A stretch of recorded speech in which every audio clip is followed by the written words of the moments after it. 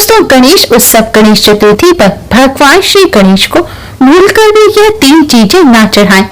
घर में आ जाएगी कंगाली, गणपति के साथ माँ लक्ष्मी भी छोड़ देंगी साथ। दोस्तों, साल की सबसे बड़ी चतुर्थी भाद्रपद शुक्ल चतुर्थी इस बार 19 सितंबर दिन मंगलवार को है। इस दिन गणपति बप्पा अपने भक्तों के घर विराजमान होंगे। शास्त्रों के अनुसार भाद्रपद मास की शुक्ल पक्षी चतुर्थी तिथि को भगवान श्री गणेश का जन्म हुआ था, इसलिए इस दिन भगवान श्री गणेश का जन्मोत्सव मनाया जाता है। भगवान श्री गणेश का जन्मोत्सव पूरे 10 दिनों का यानी कि अनंत चतुर्दशी तक का होता है। इन 10 दिनों में भगवान श्री गणेश का विशेष रूप से पूजन किया जाता है और व्रत रखा जाता है। पूरे साल की अपेक्षा इन 10 दिनों में भगवान श्री गणेश का पूजन करने से कई गुना अधिक पुण्य फल प्राप्त होता है और भगवान श्री गणेश भी अति शीघ्र ही प्रसन्न हो जाते हैं और अपने भक्तों को सुख समृद्धि बुद्धि विवेक प्रदान करते हैं। इन दिनों भगवान श्री गणेश का पूजन करने से बड़े से बड़ा संकट भी टल जाता है। लेकिन दोस्तों, क्या आपको मालूम है कुछ ऐसी चीजें हैं जिन्हें भगवान श्री गणेश के पूजन में भूल कर भी इस्तेमाल नहीं करना चाहिए।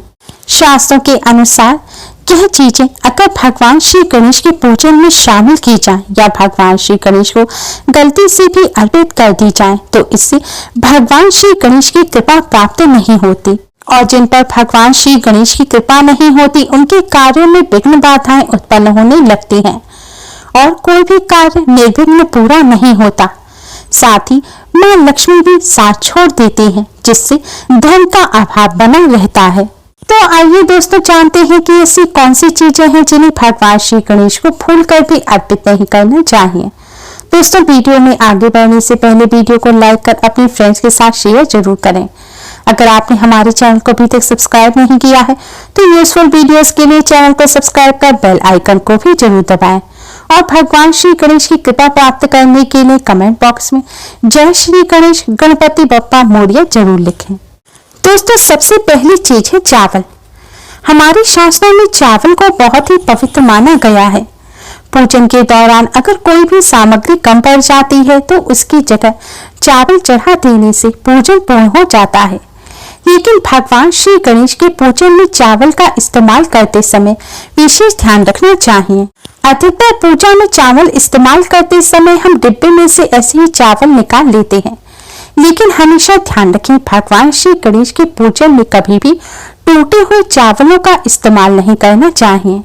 शास्त्रों के अनुसार चावल का जो दाना टूटा होता है वह अपवित्र होता है और पूजन में अगर आप ऐसा चावल इस्तेमाल करते हैं तो इससे आपको पूजन का पूर्ण फल प्राप्त नहीं होगा, आपका पूजन भी खंडित हो जाएगा।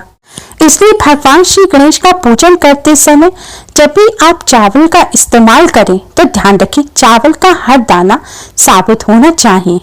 साथ ही सूखे चावल भगवान श्री गणेश के पूजन में कभी भी इस्तेमाल ना करें।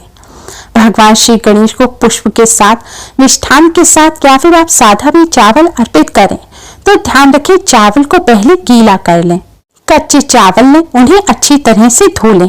गीला करने के बाद ही आप भगवान श्री गणेश को चावल अर्पित करें और यह भी ध्यान रखें चावल सफेद नहीं होना चाहिए, यानी कि चावल में आपको हल्दी अवश्य ही मिलानी है। हल्दी भी इतनी मिलाएं कि चावल पीले रंग का हो जाए। गीले साबुत पीले चावल ही आप भगवान श्री गणेश के पूजन में इस्तेमाल करें। दोस्तों, दूसरी चीज है तुलसी। गणेश पुराण में एक कथा है कि देवी तुलसी भगवान गणेश को तपस्या में लीन देखकर उन पर मोहित हो गई और विवाह का प्रस्ताव दे दिया, लेकिन गणेश जी ने यह कहकर विवाह से इनकार कर दिया कि वह आजीवन ब्रह्मचारी रहेंगे। देवी तुलसी ने गणेश जी को क्रोधित होकर श्राप दिया कि आपको विवाह करना होगा, आप ब्रह्मचारी नहीं रह पाएंगे। तब भगवान श्री गणेश ने भी आवेश में आकर तुलसी जी को श्राप दिया कि आपका पति असुर होगा। इस कारण से तुलसी का विवाह जलंधर नाम के असुर से हुआ। गणेश पुराण के अनुसार इसीलिए भगवान श्री गणेश के पूजन में तुलसी का इस्तेमाल नहीं किया जाता। अगर आप गलती से भी भगवान श्री गणेश को तुलसी अर्पित कर देते हैं तो भगवान श्री गणेश आपसे अति क्रोधित हो जाएंगे और आपके व्रत और पूजन को स्वीकार नहीं करेंगे। इसलिए इस बात का विशेष ध्यान रखें कि भगवान श्री गणेश के पूजन में तुलसी के पत्तों का इस्तेमाल ना करें। आप भगवान श्री राधे कृष्ण जी, सीताराम जी या लक्ष्मी नारायण का पूजन करते हैं और सबको एक साथ भोग लगाते हैं तो ऐसा ना करें।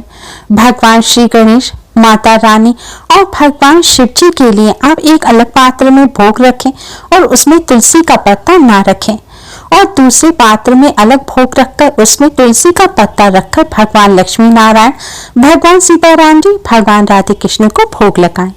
दोस्तों, अगली चीज है दूर्वा। जी हाँ दोस्तों, आपने सही सुना। जैसा कि आप सभी जानते हैं कि दूर्वा भगवान श्री गणेश को अत्यधिक प्रिय है, लेकिन भगवान श्री गणेश को दूर्वा अर्पित करते समय ही हम कुछ गलतियां कर बैठते हैं, क्योंकि अधिकतर लोग भगवान श्री गणेश के चरणों में दूर्वा अर्पित कर देते हैं। क्या दूर्वा अर्पित करते समय यह ध्यान नहीं रखते कि दूर्वा कितनी होनी चाहिए? इसको लेकर शास्त्रों में एक कथा है। शास्त्रों के अनुसार देवताओं को अनासुर राक्षस से बचाने के लिए भगवान श्री गणेश ने उससे भयंकर युद्ध किया और युद्ध के दौरान उसे निगल लिया। राक्षस को निगलने के बाद भगवान श्री गणेश के पेट में असहनीय जलन हुई।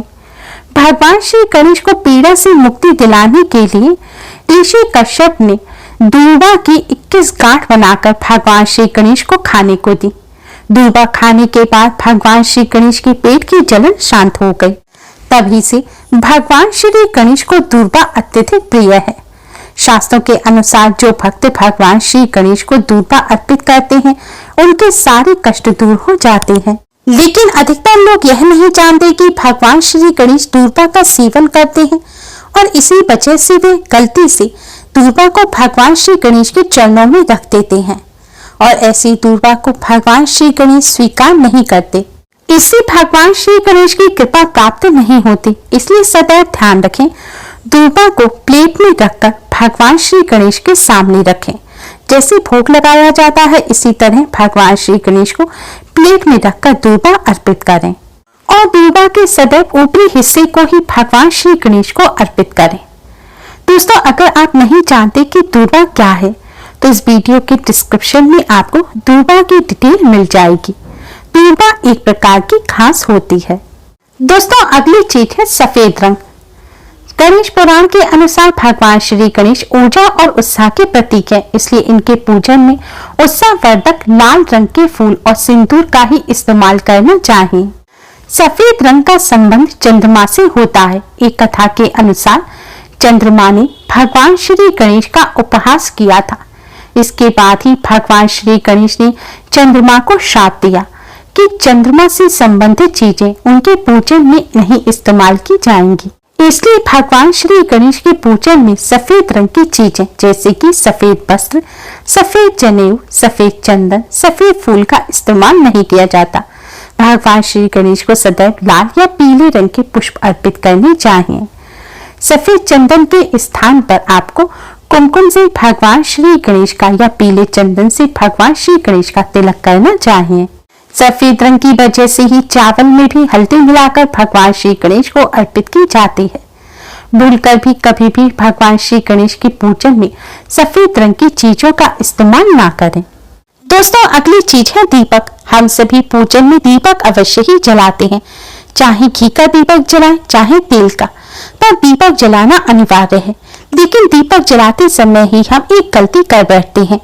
भगवान श्री गणेश के पूजन में जब भी दीपक जलाएं तो सदैव ध्यान रखें दीपक को आसन देना चाहिए, यानी कि दीपक के नीचे थोड़े से साबुत चावल या साबुत गेहूं रख दें। अगर यह ना रख सके तो लाल या पीले रंग का कपड़ा बिछाकर उसके ऊपर दीपक रखें, या फिर आप एक प्लेट रखकर उसमें भी दीपक रख सकते हैं। लेकिन भूलकर भी सीधे जमीन पर दीपक ना रखें। शास्त्रों के अनुसार सीधे जमीन पर रखा हुआ दीपक अपूर्ण माना जाता है और इससे पूजन का पूर्ण फल प्राप्त नहीं होता। इसलिए भगवान श्री गणेश के पूजन में सदैव ध्यान रखें कि दीपक को आसन दें, यानी कि किसी चीज के ऊपर ही आप दीपक रखकर जलाएं। हो सके तो चावल का ढेर बनाकर उसके ऊपर ही आप दीपक रखें।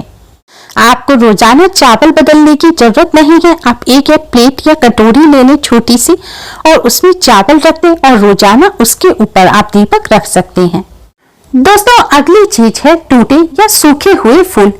भगवान श्री गणेश की पूजन में कभी भी सूखे टूटे हुए फूल का प्रयोग नहीं करना चाहिए। सूखे हुए फूलों का प्रयोग करना अशुभ होता है। इससे परिवार में दरिद्रता का वास हो जाता है। इसलिए पूजन में सूखे हुए फूलों का भूलकर भी इस्तेमाल ना करें। दोस्तों, भगवान श्री गणेश का पूजन करते समय इन बातों का विशेष ध्यान रखें और भूलकर भी यह वस्तुएं भगवान श्री गणेश को कभी भी अर्पित ना करें। Thanks for watching.